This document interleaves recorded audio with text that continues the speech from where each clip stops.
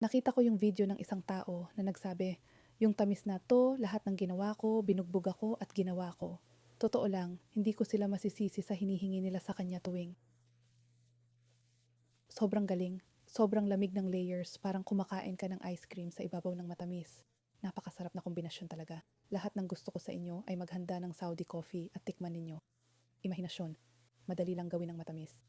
Pero ayusin ninyo muna yung sukat mula simula at ihanda ninyo sa harap ninyo at magsimula.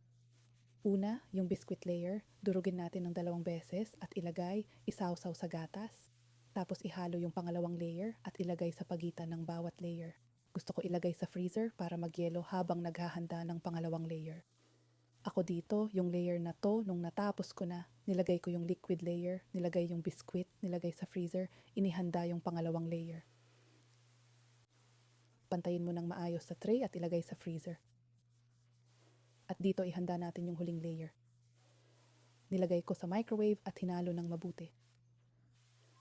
Pagkatapos maghalo, nilagay ko sa ibabaw ng huling layer at nilagay sa freezer ng 2 oras para magyelo o ilagay sa ref ng buong gabi at enjoy.